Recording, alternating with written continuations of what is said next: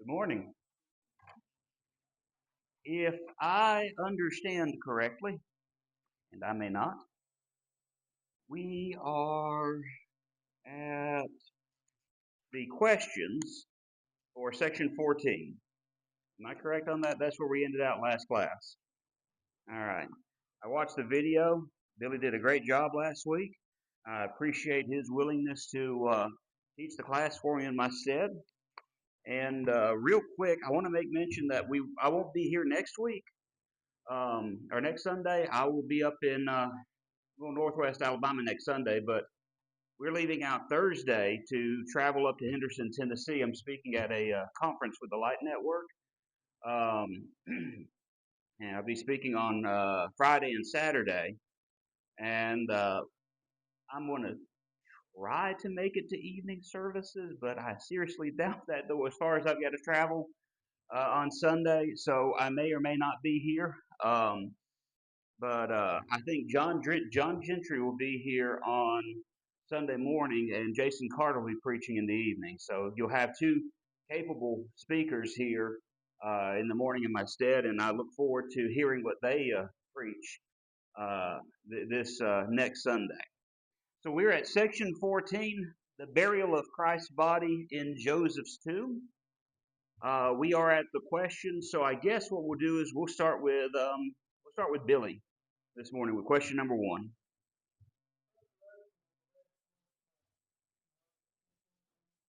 All right, number two.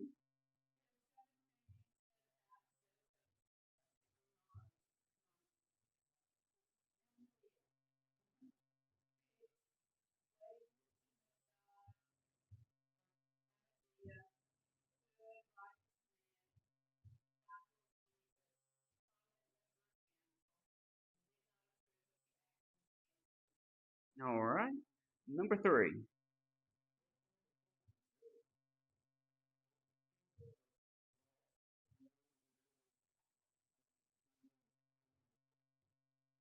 All right, number four.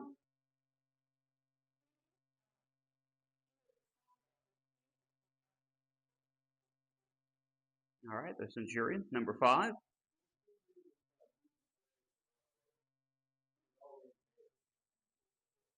It was already in the fulfill prophecy, correct? And number six.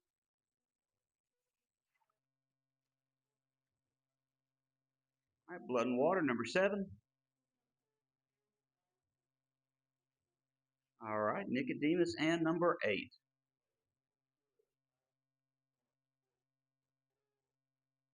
All right, and so that gets our questions for section 14. That brings us to section 15, the women watching by the sepulchre.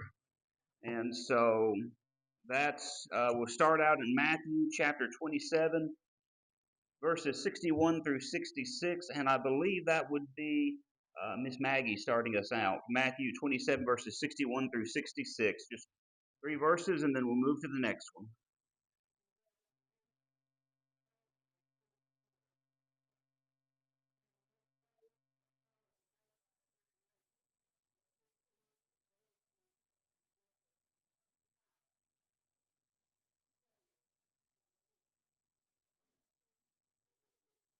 Mm-hmm.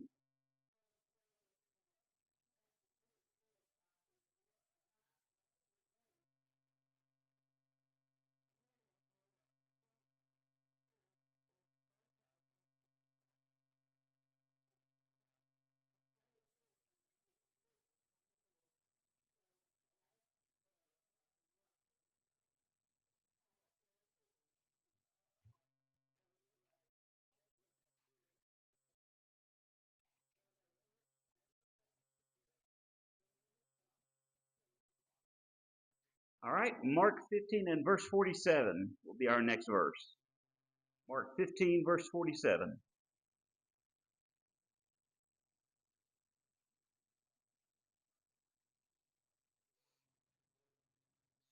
Sir?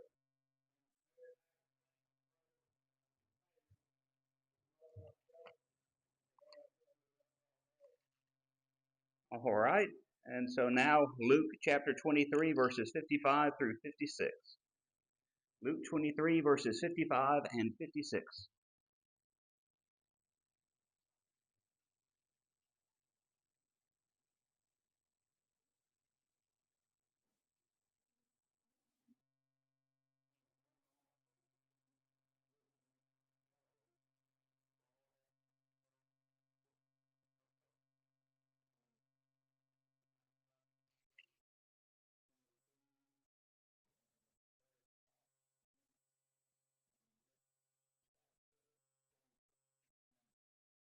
All right, and so not a whole lot of verses to read here, but still, like with anything in the Scripture, very worthy of us taking our time to go through these things. So Luke's account tells us that the women that were present were from Galilee, and that they were those who followed him and saw the place where his body was laid. We'll talk a little bit more about that in just a moment. Matthew tells us that this was Mary Magdalene and the other Mary. Mark tells us that this was Mary, the mother of James and Joseph. That's who the other Mary was, the mother of James and Joseph. And so by this time, Mary, the mother of Christ, has likely been taken by John to his home because it's been a long, eventful, and emotional day for her.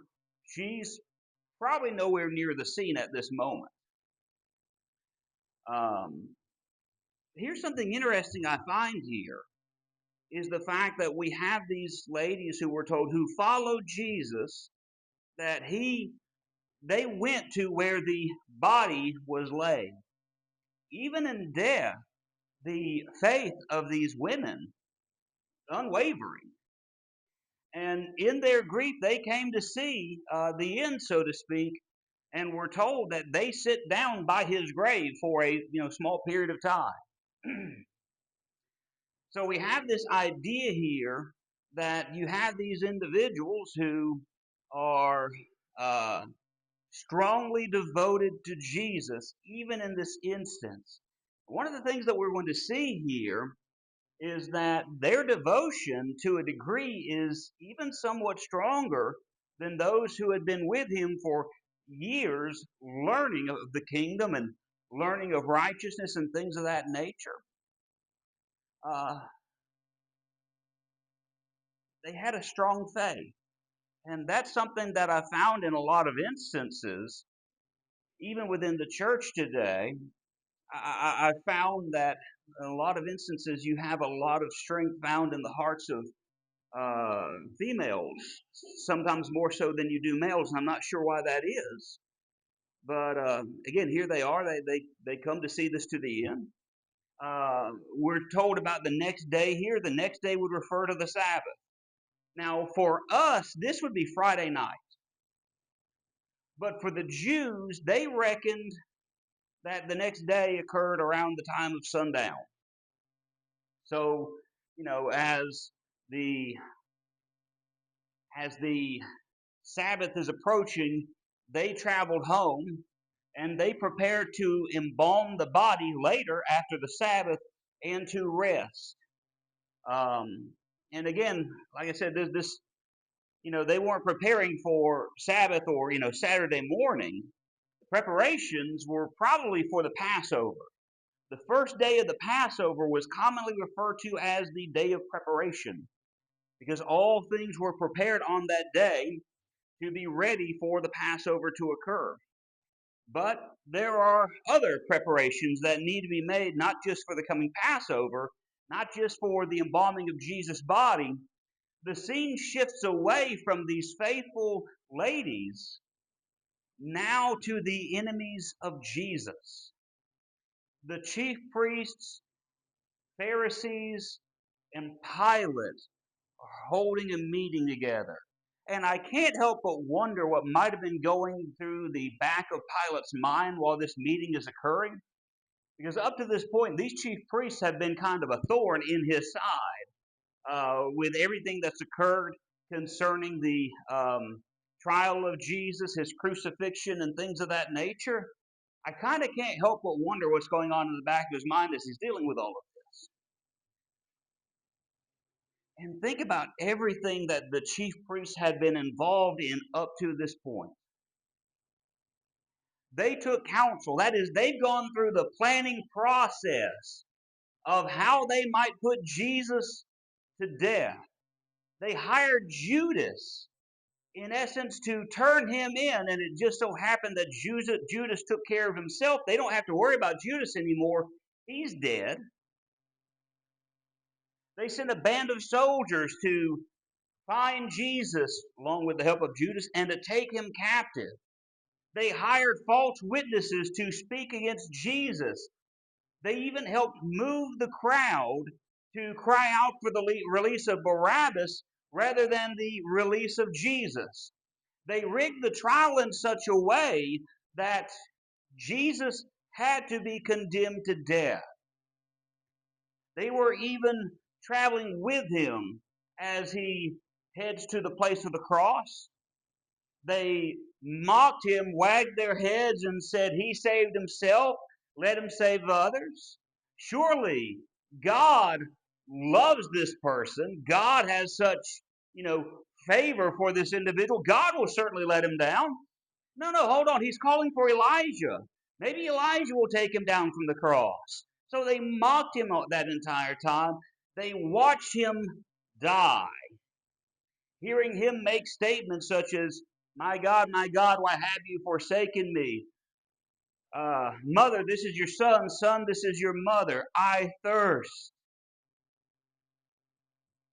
It is finished. All of these things are said. They heard all of that. And yet I find it interesting, they're still uneasy about this situation. Why were they uneasy about this situation? Why are they meeting with Pilate? Well, it's because they bring to mind something they said. They said, well, we remember something that deceiver said.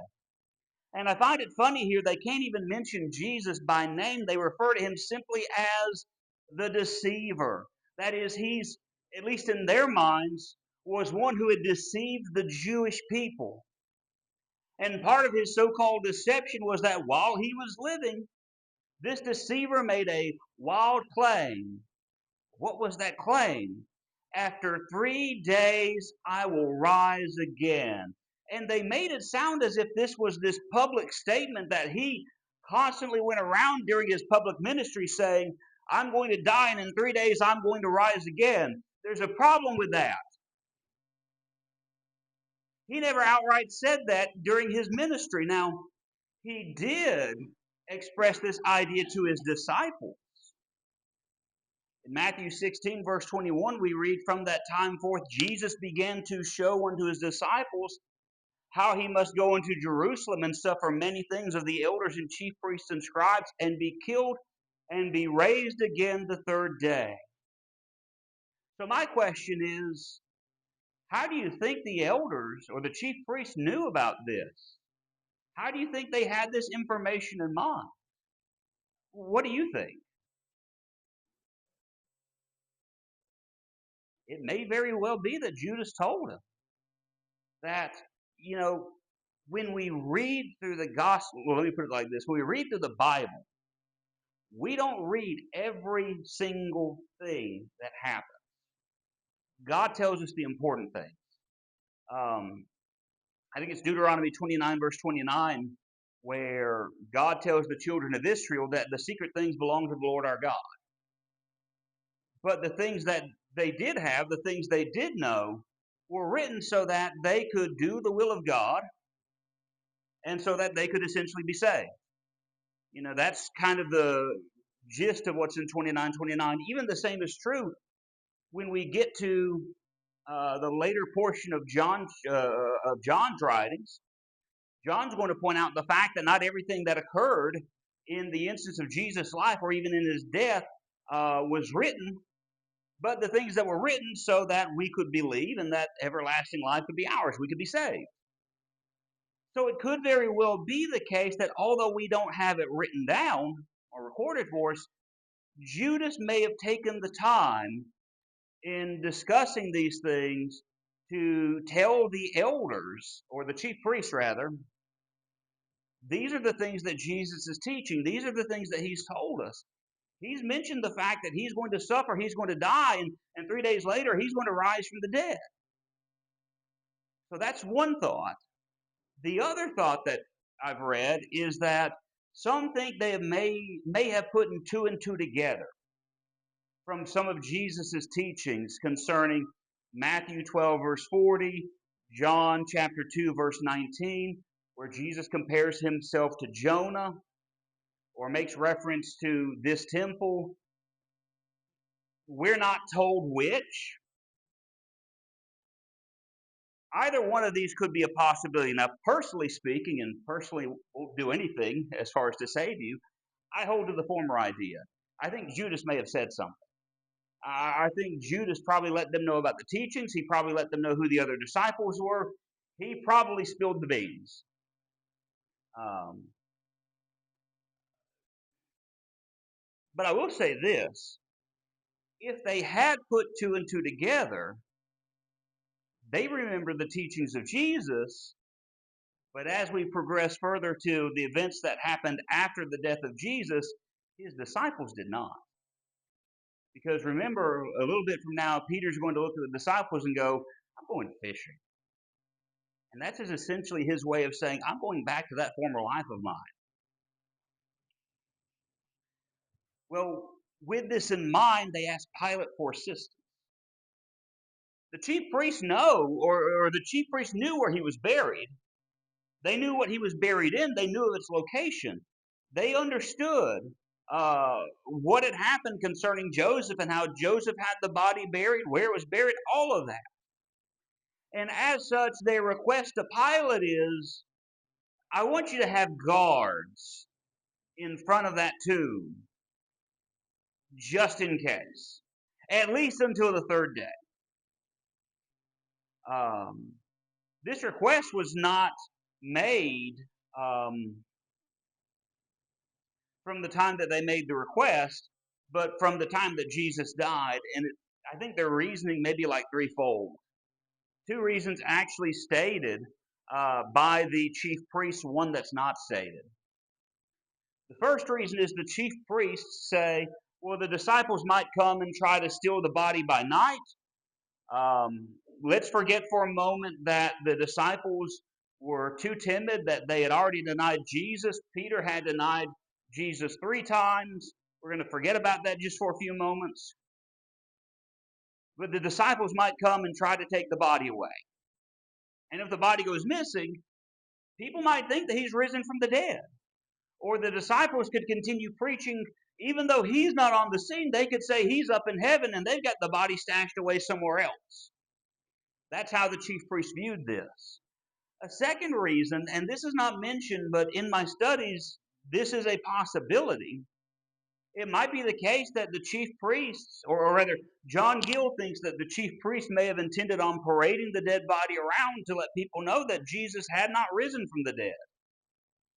Again, it's not in the text, but it's a possibility. But the other reason that the chief priests mentioned is that the last error shall be worse than the first. And this idea of the error has two ideas behind it. The first error might be that the first error was the chief priests allowing Jesus and his disciples to teach the things they did for as long as they did. That was their viewpoint. It could be the case we let them teach for too long. We're not going to give them an opportunity to continue teaching these things. The other idea could mean that the first error was for those who believed in Jesus, and that the last error would be if the body goes missing, they will continue in this belief of Jesus being the Christ, the Son of God, the Messiah. Regardless, the idea is the same. They did not want belief in Jesus as the Christ to continue. And so what they're doing is to try to squash any belief that might be had. So Pilate allows the watch. He tells the chief priests to go and to secure the tomb as quickly as possible. And so the chief priests went from the palace to the sepulchre. And the tomb was to be secured by, first of all, sealing the stone, or sealing it with a stone. There was what we would refer to as a large boulder. And it was a cut boulder, not like a big round boulder, but kind of a boulder that you would turn to the side like this. Kind of think about it like this: a giant coin, flat and round, that they would have been able to roll in front of the door. Then what they would have done is they would have sealed the area around that door with something like clay, something that would harden, stiffen, and make it even harder to get open. And the purpose of this was to seal it in such a way that there'd be proof if there were any fraudulent methods used to try to move the body. But there was also a watch set.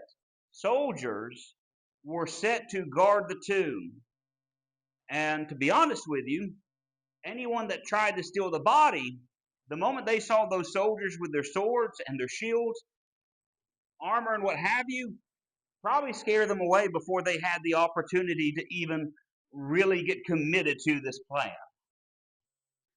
So that is what occurs as Jesus is put in the sepulchre, as a watch is set over him, with this meeting between Pilate and the chief priests, Pharisees, and the scribes, what they're wanting out of Pilate, what Pilate gives to them, and how they set about uh, making sure that this Jesus of Nazareth is not able, or rather, this quote unquote story about Jesus of Nazareth is not able to continue any further.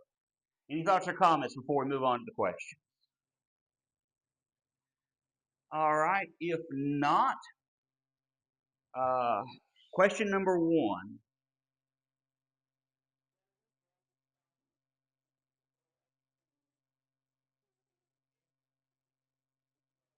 All right. Question number two. I think that's month.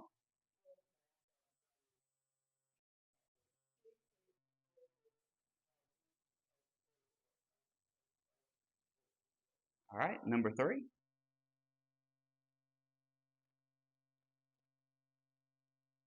Resurrection after 3 days, the same thing as the third day. Yeah. Actually, I would say yes, because the idea of after 3 days is kind of the same idea from the burial. So I think that would be a yes. It's they're not watching for in essence for 3 full days. It's just until that third day ends.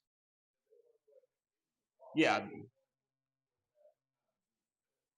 yeah. So I took that as a yes. Uh, Number four,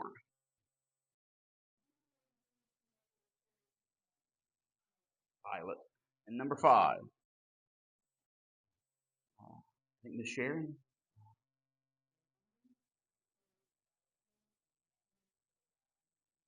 All right. The women prepared spices and ointments for the body of Jesus. That's correct. All right. And from what I understand, y'all said you don't do the comprehension, y'all don't do the matching. So that brings us to the beginning of part five. And this is another set of small scripture. And we've actually are going to be kind of moving quickly through a lot of this until we get to section 9. And so once we get to the end of this, we're going to take a few moments and we're going to talk about the class that we're going to do once we finish this. So, um, section 1, a visit to the tomb, Matthew 28, verses 1 through 4.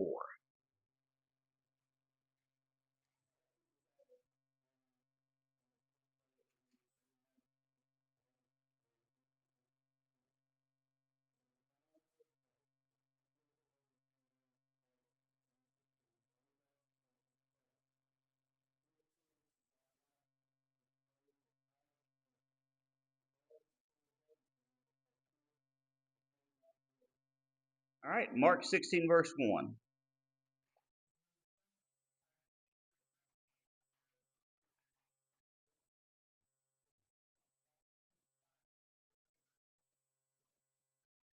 All right. So Matthew's account tells us that when the Sabbath ended, and the dawn of the next day began, Mary Magdalene and the other Mary came to the tomb.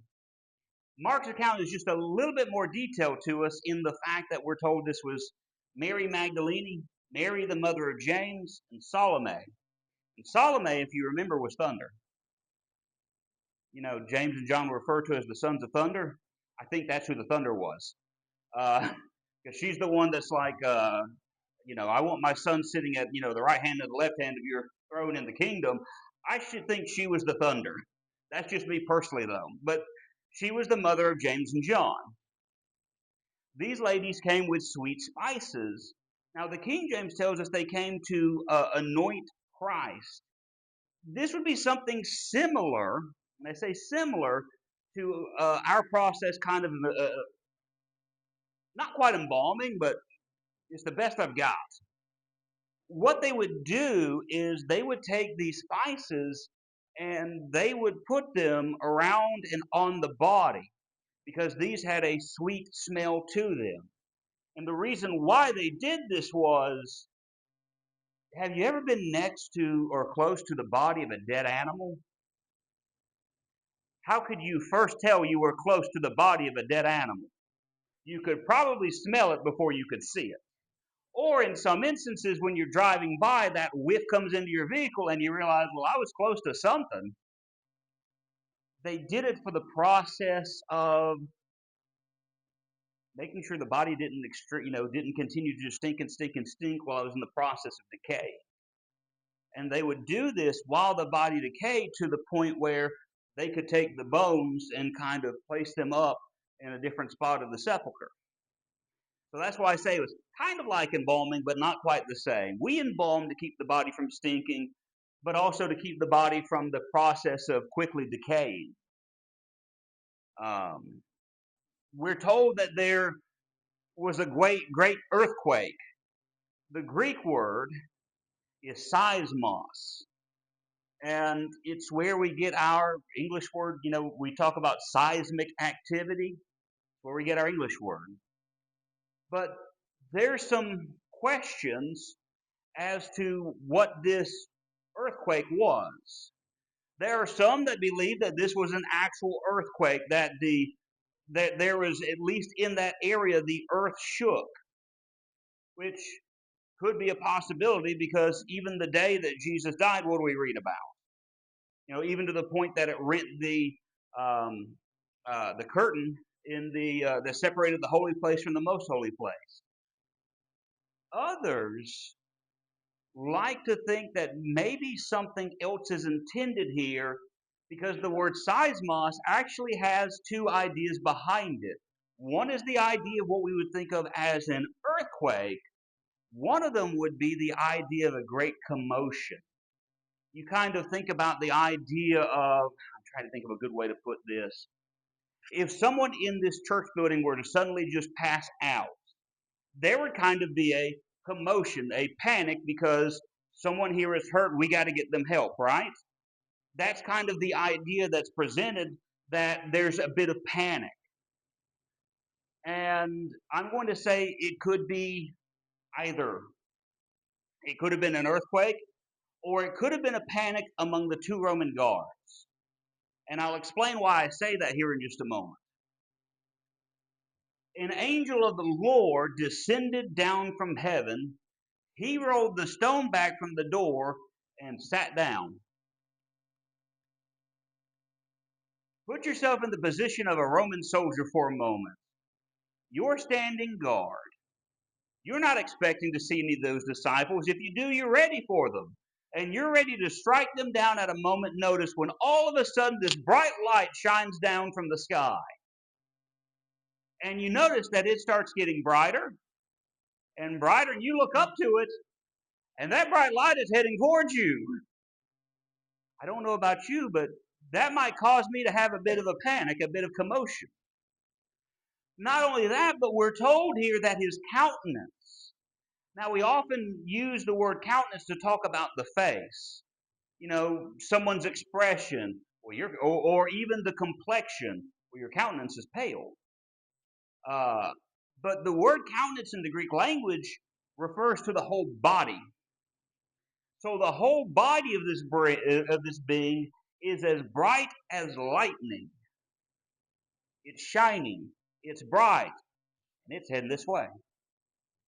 He is clothed in robes of white raiment. More often than not, under the Jews, white was a picture of purity and innocence. Adam Clarke wrote, he was clothed in garments emblematic of the glad tidings which he came to announce. It would have been inconsistent with the message he brought had the angel appeared in black robes. Not only that, but celestial beings, more often than not, are represented as being clothed in white. Acts 1 verse 10, Daniel 7 verse 9, Revelation 3 verses 4 and 5, chapter 4 verse 4, chapter 7 verses 13 through 14. A few examples. And again, it's heading this way. Not only is it heading this way, but eventually I can see its form. And not only can I see its form, it lands in front of me. Feet on the ground, it's standing before my presence, it walks right by me, and it rolls that heavy stone out of the way as if it's nothing, and then has a seat down upon it. Let me ask you a question. Put yourself in the shoes of one of those Roman guards for a moment. How would you act if that happened to you? I don't know about you guys, but I'd panic. I would be in a commotion. Um, Now, granted, let's think about this from the flip side. You see that, and all of a sudden a great earthquake comes where this is coming down, the ground is shaking around me. That put me in a panic as well. So, regardless of what this means, whether there is this great earthquake or there is a panic in the minds of these men because of the events that occurred, the same thing would probably happen to me. I'd become as a dead man too. Not that they literally died, but again, the idea is they became as. That is, they fainted. They passed out. And it was at this time that the Lord arose and was not seen of the guards coming out of his tomb. We're not told exactly when these events took place, but in my mind, I can't help but imagine it would have been dark enough for me to be able to tell that something bright was coming down towards me, but it also would have been, I guess you can say, early enough in the morning where not soon after these events occurred, the women would show up to anoint the body. That's what we have in that section. Let's get to the questions. And I think John Hart starts us out with question number 1, part 5, section 1, page 53.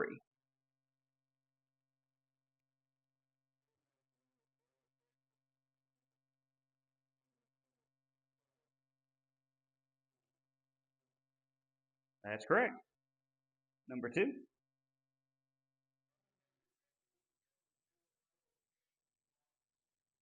All right, correct. Number 3.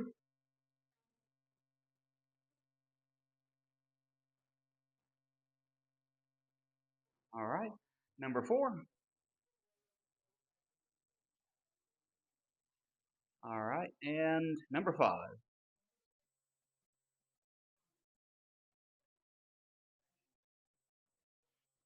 All right. Instead of going into the next section, because we, even as short as it is, we won't have time to go through all of it, so we'll kind of stop here. I do want to take a moment, though, to talk about the class that we're going to be doing after this. And I'm going to have within the next 2 weeks, um, go ahead and have what I'm going to be giving out to go with it. We won't have a book per se because of what we're going to be doing. I talked with Rennie and Louis Joe and got permission to do this. We're going to do a 12-week study of some of the names of God. As you go through the Old Testament, there are a variety of different names that God goes by. And for us, we may see, God or Lord, capital L, capital O, capital R, capital D. I want us to take the time to talk about these names and to go over what they meant to the Jewish people living during that time, what they meant, what they mean to us today concerning God, but also how we see a picture of Jesus in those names. And I'm not going to go through every class that we're going to go through, but we're going to start out with an introduction talking about why names are important and even why the names of God are important. We're going to do a class on the very first name that appears in the Bible. That's Elohim. And we're going to talk about the importance behind it. We're going to have a class on the name Yahweh or Jehovah. And we're going to go through a bunch of different other names until the very last one. What we're going to do is we're going to go through a class that I got referred to as worshiping him by name. And throughout our class, there are certain names that we're going to cover that we're going to get a little bit of a refresher on in the last lesson. Because in Psalm chapter 23, which we often refer to as the Shepherd Psalm, we have pictures of some of the names that we're going to study all through that Shepherd Psalm. And so what the point that I'm going to make in the last part is there are instances where you have these pictures of God's name found for us in not just the Old Testament but the New Testament. And hopefully as we go through this and study through it and get to that last lesson, maybe as we get close to the end of our class, we'll start recognizing these pictures that we see as we read and study through our Bibles. That is going to be what we start studying once we finish this. But I'm going, like I said, within the next week, maybe 2 weeks or so, I'm hoping to have everything set up. That way we have questions that we can answer at home. We'll have kind of the outline to follow through in our, as we go through the lessons, things that we can study over. So that's what we're going to be doing within the next, I say next few weeks. We still have an entire thing to go, and we've got to go through an entire chapter. So, it may take us a few weeks. It may take us more than a few weeks, but I want to make sure we will go ahead and have stuff to go over. That way, whenever we get to that, all of us will be have ample opportunity to be prepared for the class. We're going to cut things right here because it's, I think, like 3 minutes until time anyway, so we're right there basically anyway. I appreciate everyone's kind attention. I appreciate the participation. And for those that end up watching this online, let's close out in a word of prayer. Our God and Heavenly Father, we thank you for the blessings you've given us for today and for all that you've given us. We pray, Father,